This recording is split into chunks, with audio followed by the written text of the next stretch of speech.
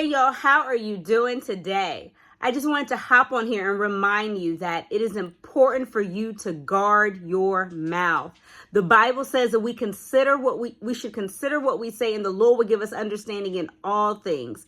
That means that we should be thinking about the things that come out of our mouth.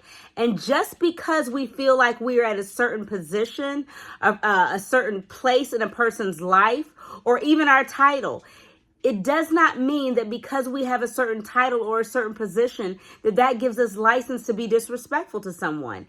It does not, whether you're a husband, a wife, a family member, a friend, an executive, a pastor, a minister, a first lady, no matter what position you play, we still have to be respectful. The Bible tells us so. It says that we are supposed to operate in the fruit of the Spirit.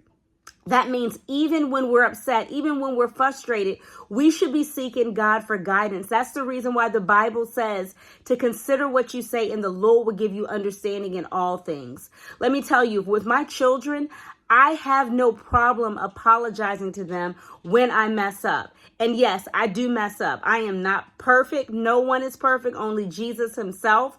Therefore, when I make a mistake, I go and I fix it immediately.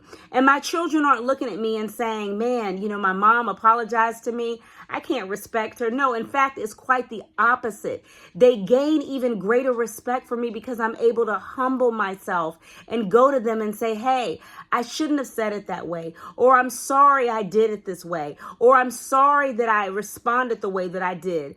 They respect me even more when I do that, and it teaches them that they too can make a mistake and they can go back and fix it. And they have an advocate with the Father. The Bible says that when we mess up, we should fix it.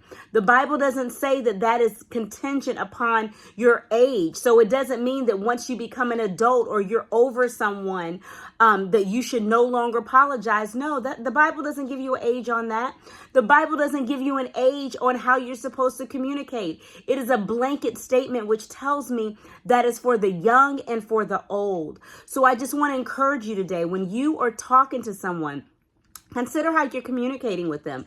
And remember, communication is not just about an opportunity for you to be able to say what it is that you want to say. It's also an opportunity for you to hear what the end user has to say as well. That's effective communication. And it's only effective if the people are able to walk away with a better understanding.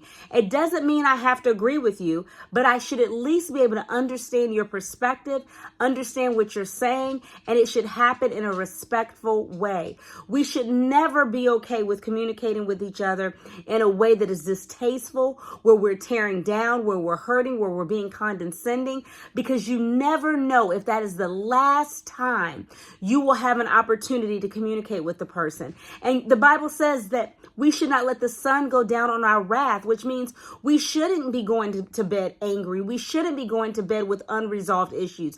We should have an issue and solve it quickly. So I just want to remind you today to be careful with what you say. Think about how you're saying it, and remember, this may be the last opportunity that you have to communicate with someone. So I want to encourage you to communicate efficiently and effectively, and enjoy the ride.